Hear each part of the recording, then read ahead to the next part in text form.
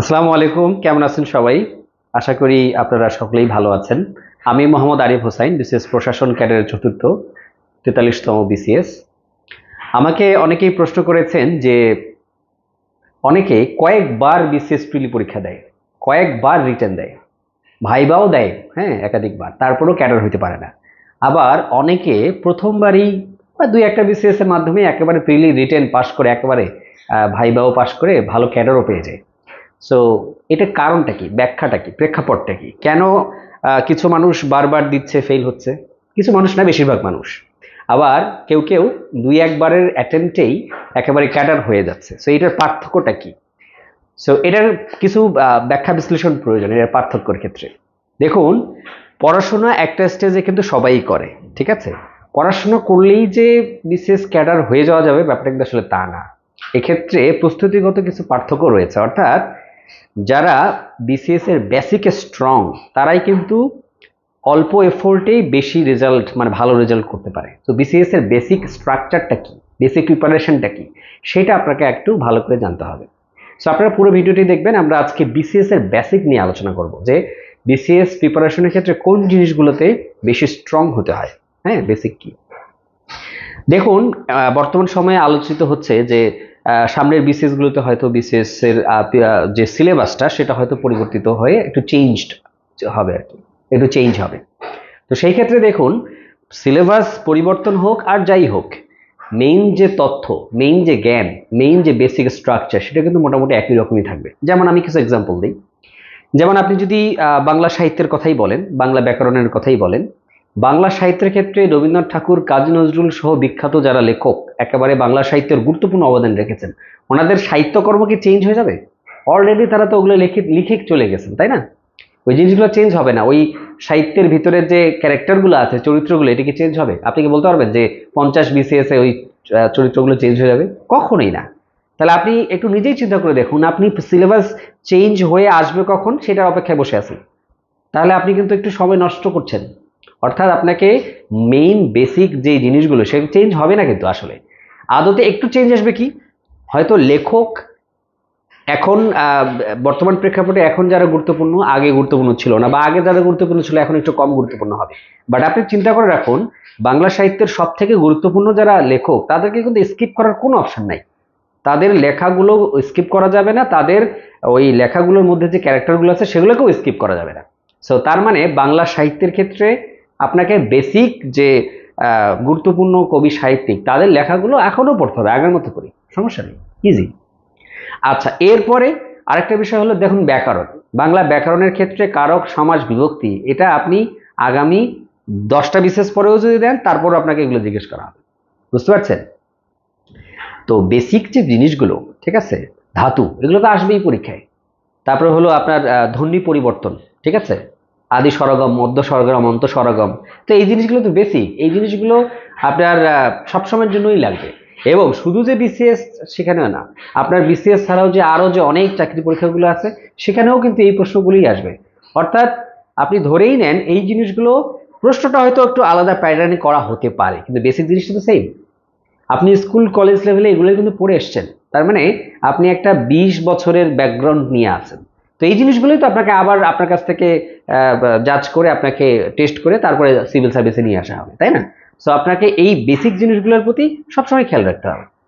তো বাংলা সাহিত্য এবং বাংলা ব্যাকরণের যে মূল বিষয়বস্তু, সেগুলো গাইড বই থেকে বোর্ড পড়ার থেকে বোর্ড বই থেকে পড়াটা খুব মানে আমার কাছে মনে হয়েছে যে অনেক বেশি প্রাসঙ্গিক। আপনারা বোর্ড বই দেখে এই বেসিক জিনিসগুলো পড়তেই থাকেন, সমস্যা নাই তো। চেঞ্জ হয়ে নতুন বই আসবে, নতুন বইও পড়ে ফেলেন, সমস্যা নেই। আচ্ছা, এরপরে আসুন ইংরেজি। দেখুন, ইংরেজি গত 200 বছর আগে ব্যাকরণ যা ছিল, আগামী 200 বছর পরেও ইংরেজি ব্যাকরণ মোটামুটি তাই থাকবে। বুঝতে পারছেন? সো গ্রামাটিক্যালের যে বিষয়বস্তুগুলো, এই জিনিসগুলো আপনার স্কিপ করার কোনো অপশন নাই। এই জায়গাটায় যে যত বেশি স্ট্রং, ইউনিভার্সিটি লেভেলে নিজেকে স্ট্রং করতে পেরেছে, বা ইউনিভার্সিটি থেকে পাশ করার পর চাকরি পাওয়ার প্রয়োজনে নিজেকে স্ট্রং করে নিয়েছে, তারা কিন্তু এগিয়ে থাকবে। এখানটায় আপনি ফোর্সফুলি কোনো জিনিস পাইতে পারবেন না। যেমন আপনি যদি এরকমটা চিন্তা করেন যে আগে 10 দিনের ভিতরে মানে ইংরেজি গ্রামারটা পুরোটাই শেষ করবেন এবং পরীক্ষায় ফুল নম্বর তুলবেন, তাহলে আপনি বোকার স্বর্গে আছেন। এই জিনিসগুলো একদিনে ডেভেলপ করা যায় না। ইউনিভার্সিটি লেভেলে যারা এখন পড়াশোনা করছেন, থার্ড ইয়ারে আছেন, ফোর্থ ইয়ারে আছেন, তারপরে এখন থেকেই কিন্তু ইংরেজির যে বেসিক রুলস গুলো গ্রামারের, সেগুলো এখন থেকে আয়ত্ত করার চেষ্টা করুন। প্রতিদিন দুইটা তিনটা করে রুলস আপনি পড়ুন, নোট করুন। এই জিনিসগুলো একদিনে হবে না কিন্তু। যারা ইউনিভার্সিটি লেভেলে, স্কুল কলেজ লেভেলে এই বিষয়গুলো ভালোভাবে রপ্ত করে এসছেন, তারা এখন হয়তো এক সিটিং এ এক বসাতে অনেক কিছু ভালোভাবে জাজ করতে পারবেন, অনেক ভালোভাবে নিজেকে প্রস্তুত করতে পারবেন। কিন্তু যারা এই জায়গাটা গ্যাপ দিয়ে এসছেন, তাদের কিন্তু এই বেসিকটা স্ট্রং করেই কিন্তু এই কম্পিটিশনে ভালো করতে হবে। এখানে ফাঁকি দেওয়ার কোনো অপশন নাই, বুঝতে পারছেন? এই জায়গাটা আরেকটা জায়গা আছে ইংরেজির, সেটা সব থেকে গুরুত্বপূর্ণ বেসিক, সেটা হলো আপনার ভোকাবুলারি স্টোরেজ। আপনার ভোকাবুলারি স্টোরেজ যদি পুয়ার হয়, তাহলে আপনাকে এটা রিচ করতে কিন্তু বেশ খানিকটা সময় দিতে হবে। এটা ডিপেন্ড করছে আপনার অবস্থানটা কি। দেখা যাক যে ইংরেজি হাই ফ্রিকোয়েন্সি ভোকাবুলারির ক্ষেত্রে যদি এরকমটা হয় যে আপনাকে 5000 হাই ফ্রিকোয়েন্সি ওয়ার্ড আসলে পরীক্ষার জন্য দরকার, সেই ক্ষেত্রে দেখা গেছে যে আপনি স্কুল কলেজ লেভেলে যদি পুরোটাই ফাঁকি দিয়ে আসেন, তাহলে এখানে আপনার স্টোরেজটা দেখা যাবে মাত্র 500 বা 600, এমন হতে পারে যে কারো 200। আবার যারা ইংরেজি মাধ্যমে পড়াশোনা করেছে, বা নিজে নিজেই অনেক বেশি ইংরেজি পড়েছে, ইংরেজি মুভি দেখেছে, কিংবা চাকরির পরীক্ষার জন্য আগে থেকে পড়েছে, তাদের ক্ষেত্রে হয়তো এই স্টোরেজটা 1000 থেকে 2000 দিকে চলে গেছে। অনেকে হয়তো নিজের চেষ্টায় আইএলটিএস এর জন্য প্রিপারেশন বা অন্য কোনোভাবে, হ্যাঁ, এটাকে 2500 বা 3000 নিয়ে গেছে। তাহলে চিন্তা করে দেখুন, যারা স্কলার তাদের কিন্তু স্টোরেজ এই 4000 থেকে 5000 হয় ইউনিভার্সিটি লেভেলে যারা পড়ায়, ঠিক আছে, কিংবা একেবারে প্রফেসর লেভেলে চলে গিয়েছেন, ওনাদের কিন্তু স্টোরেজ এরকম আভাব 5000 ওয়ার্ডস হাই ফ্রিকোয়েন্সি। তাহলে আপনার অবস্থানটা কোথায় সেটা কিন্তু আপনাকে একটু জাজ করতে হবে। আপনি হয়তো বাজার থেকে দুইটা গাইড বই পড়ে নিয়ে এসে ভাবছেন যে আপনার storage capacity up to the mark হয়ে গিয়েছে। হ্যাঁ, হয়ে যেতে পারে, সমস্যা নেই, প্রিলি পাস করলেন, কিন্তু যখন আপনি ভাইভা বোর্ডে যাবেন, তখন কিন্তু আপনাকে একটা কাভারেজ দিতে হবে। রিটেনে গেলে আপনাকে আরো হাই ফ্রিকোয়েন্সি ওয়ার্ড লাগবে, তাই না? সাধারণ ওয়ার্ড দিয়ে লিখলে আপনার নাম্বার আসবে কম। সো মেইন ব্যাপারটা হলো এইটাও কিন্তু একটা বেসিক ভোকাবুলারি স্টোরেজ। আপনাকে vocabulary storage up to the mark লেভেলে নিয়ে যেতে গেলে অনেকখানি সময় দিতে হয়। এটা ডিপেন্ড করছে আপনার অবস্থানটা কোথায়। অনেকেই বিশ্ববিদ্যালয়ে জীবনে শুধুমাত্র বাংলা মাধ্যমে পড়াশোনা করেছেন, এই স্কুল কলেজ সেখানে তো করেছেনই, তাহলে পুরোটা সময় আপনি কিন্তু ইংরেজিতে তেমন বেশি পড়েননি, মানে রিডিং হ্যাবিটটা নাই। তার মানে কি আপনার ভোকাবুলারি স্টোরেজও কিন্তু সেইভাবেই সমানুপাতিকভাবে পুয়ার। সো এই কারণে আপনাকে কি করতে হবে, ভোকাবুলারি স্টোরেজ বাড়াতে হবে। সো ওইখানটায় আপনি পরীক্ষা 2 মাস আগে পড়ে, 3 মাস আগে পড়ে পার হয়ে যাবেন, এইটা হবে না আর কি।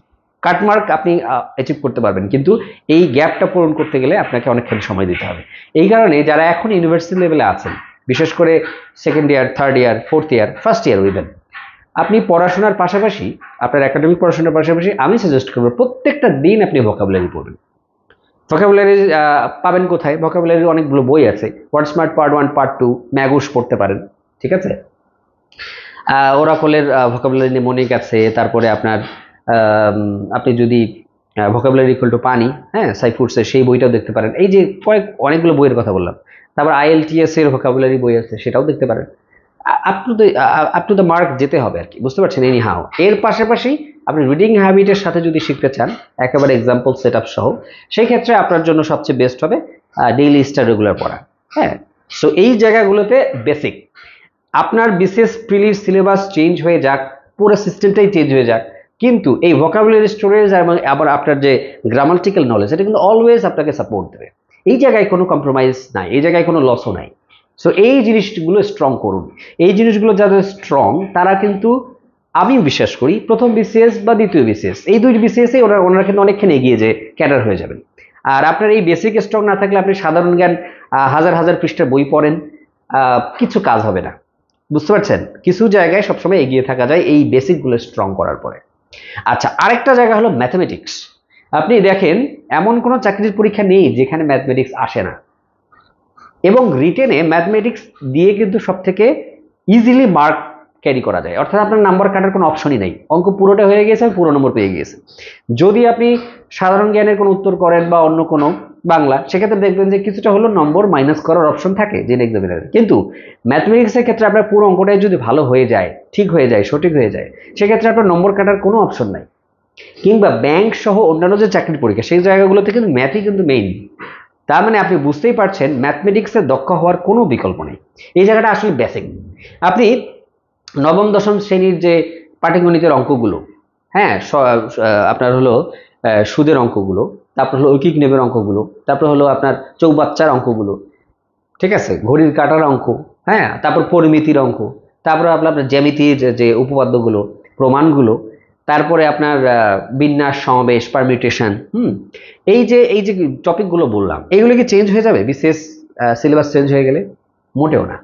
আপনার হয়তো প্রশ্নগুলো আর একটু অ্যাডভান্সড লেভেলে আসবে, আর একটু জটিল করে আসবে, কিন্তু আপনি মিলিয়ে নিন, আমার কথাটা মিলিয়ে নিন যে এই নলেজ বেস থেকে বাইরে কিন্তু যাবে না। আপনি যদি এই সূত্রগুলো, যেমন ধারার সূত্র, সমান্তর ধারা, গুণোত্তর ধারা, এই জিনিসগুলো যদি আপনি আয়ত্ত করেন, বাস্তবিক প্রেক্ষাপটে যদি আপনাকে এক্সাম্পল সেট করে ম্যাথগুলো দেয়া হয়, তারপর আপনি পারবেন। বাট আপনি না জানলে কিভাবে পারবেন? আর সিলেবাসের পরিবর্তন আসার পরে আপনাকে কোন স্টাইলে প্রশ্ন করা হবে সেটা কিন্তু পরীক্ষার হলে প্রশ্ন পাওয়ার আগ পর্যন্ত আপনি টের পাবেন না। এটা কনফার্ম। তার মানে কি আপনাকে প্রস্তুতি নিয়েই তো এটা ফেস করতে হবে। পরীক্ষা দিয়ে এসে গাইড বইয়ে কি সলিউশন করে দিল ওই প্রশ্নটা, তারপরে শিখে তো লাভ নেই, আছে কি? তার মানে আপনার প্রস্তুতি থাকবে নলেজ বেস যেটা আছে এক্সিস্টিং, বোর্ড বইয়ের নলেজ বেস, সেই নলেজ বেসটাকে পুরোপুরি কাভার আপ করে রাখা। তারপরে পরীক্ষায় কিভাবে ও প্রশ্ন করবে সেটা দেখা যাবে। যেমন আপনি এটা ফাইনাল ম্যাচের কথা চিন্তা করছেন, ফাইনাল ম্যাচে আপনার অপোনেন্ট কিভাবে বোলিং করবে সেটা আপনাকে অনুমান করেই কিন্তু ব্যাটিং করার প্র্যাকটিস করে নিতে হবে আগে নিচে, ঠিক আছে? তারপরেও কিন্তু ফাইনাল যে ম্যাচ, সেই ম্যাচে একটু এদিক সেদিক বল করলেও সেটা ফেস করেই কিন্তু আবার আপনাকে স্কোর করতে হবে, তাই না? ব্যাপারটা হলো তাই। অর্থাৎ আপনাকে কিরকম ভাবে প্রশ্ন করা হতে পারে সেটা নিয়ে টেনশন না করে এক্সিস্টিং যে নলেজ বেস, হ্যাঁ, আপনাকে অনুমান করে ওইভাবেই প্রিপারেশনটা সাজাতে হবে। সো আমি সাজেস্ট করব যে সামনে 48 বিসিএস হয়তো কিছুটা সিলেবাস চেঞ্জ হলেও হতে পারে। চেঞ্জটা আসবে কোথায়? চেঞ্জটা আসবে কিন্তু আপনার সাধারণ জ্ঞানে, বুঝতে পারছেন? সাধারণ জ্ঞান আপডেট হয়, সেটা সেই জায়গায় চেঞ্জ আসবে, ফিক্সড জিকেতে চেঞ্জ আসবে না, অর্থাৎ রিসেন্ট জিকেতে চেঞ্জ আসবে। আর কোথায় চেঞ্জ আসতে পারে? হয়তো একটু চেঞ্জ আসতে পারে আপনার ভূগোল পরিবেশ, হ্যাঁ, নৈতিকতা, মূল্যবোধ, এই জায়গাগুলোতে হয়তো নতুন টুলস দিয়ে একটু একটু ঘুরিয়ে পেঁচে আসতে পারে। আরেকটা জায়গায় চেঞ্জ আসতে পারে, সেটা হলো আইসিটি। সময়ের সাথে সাথে এখন এআই এসছে, আরো কিছু টুলস কিন্তু যুক্ত হয়েছে, তাই না? তো চ্যাট জিপিটি এসছে, এই জায়গাগুলোতে একটু আপডেটেড থাকার একটা ব্যাপার আছে। বাট আপনি চিন্তা করে দেখেন, বাংলা সাহিত্য, ইংরেজি সাহিত্য, বাংলা ব্যাকরণ, ইংরেজি ব্যাকরণ, তারপর হলো গণিত, এই জায়গাগুলোতে কিন্তু নলেজ বেজে চেঞ্জ সেভাবে হয়। সো এক্সিস্টিং আগের যে গাইড বইগুলো, আগের যে পড়াশোনাগুলো, সেগুলোই একটু আরো একটু শার্প করে রাখেন, তাহলেই হবে। এই হলো বিসিএস বেসিক। সো আপনারা ভালো থাকবেন। আপনাদের কোনো জিজ্ঞাসা থাকলে আপনারা করবেন। আর আপনাদের জ্ঞাতার্থে জানিয়ে রাখি যে 48তম বিসিএস প্রিপারেশন কেন্দ্রিক একটি কোর্স ওপেন করতে যাচ্ছি আমি, 15ই মে থেকে শুরু হবে। আপনারা যারা ইন্টারেস্টেড তারা জয়েন করতে পারেন। এখানে লাইভ ক্লাস করানো হবে জুমের মাধ্যমে। সেখানে আপনারা প্রশ্ন উত্তর সেশনে অনেক প্রশ্নও করতে পারবেন। আর সেখানে একেবারে বেসিক যে জিনিসগুলো, যে জায়গাগুলোতে আপনাদের ধরিয়ে দেওয়া প্রয়োজন, সেই জিনিসগুলোই আমি আলোচনা করব। আর অ্যাডভান্স লেভেলেও কিছু জিনিসপত্র থাকবে, অর্থাৎ মানে যে জায়গাগুলোতে আপনাদের বেশি ফোকাস করা প্রয়োজন, ঠিক আছে? আর যেহেতু 48তম বিসিএস প্রিলি আসতে একটু সময় আছে, তো ধীরে ধীরে সেটা কিভাবে গুছিয়ে নেওয়া যায়, আমরা সেই 3 মাস ব্যাপী যে কোর্স, সেখানে আমরা লাইভ করবো আর কি। সো আপনারা সেখানে চাইলে জয়েন করতে পারেন। আর যদি এই বিষয়ে আপনারা কিছু জানতে চান, তাহলে হোয়াটসঅ্যাপে আমাকে নক করবেন। আর আপনাদের এর বাইরেও যে কোনো প্রশ্ন থাকলে আমাকে করতে পারেন। আর লাইক কমেন্ট শেয়ার করতে ভুলবেন না, কারণ লাইক কমেন্ট শেয়ার করা মানেই হলো এটা আরো বেশি মানুষের কাছে ছড়িয়ে যাওয়া। আর আমার উদ্দেশ্য হলো যাতে একেবারে প্রত্যন্ত অঞ্চলের মানুষজন যারা আসলে একটু সুবিধা বঞ্চিত, একটু রুরাল এরিয়াতে থাকে, কিংবা ভালো বিশ্ববিদ্যালয়ে পড়াশোনা করে না, তাদের কাছে রিচ করাটাই আমার টার্গেট। কারণ আমি জানি যে একটা চাকরি পাওয়ার যে না পাওয়ার যে একটা ফ্রাস্ট্রেশন, সেটা মানুষকে কিভাবে কষ্ট দেয়। সো সেই জায়গাটায় আমিও ছিলাম। তো আমি চাই তাদের একটু হলেও আমি যাতে সাহায্য করতে পারি, এটাই আমার মোটিভেশন। সো আপনারা ভালো থাকবেন, আর কখনোই হতাশ হবে না, পড়তে থাকুন, ভালোভাবে পড়ুন, গুছিয়ে পড়ুন, তাহলে আপনি কম এফোর্টে বেশি কিছু পাবেন। তো ভালো থাকবেন সবাই, আমার জন্য দোয়া করবেন। আসসালামু আলাইকুম।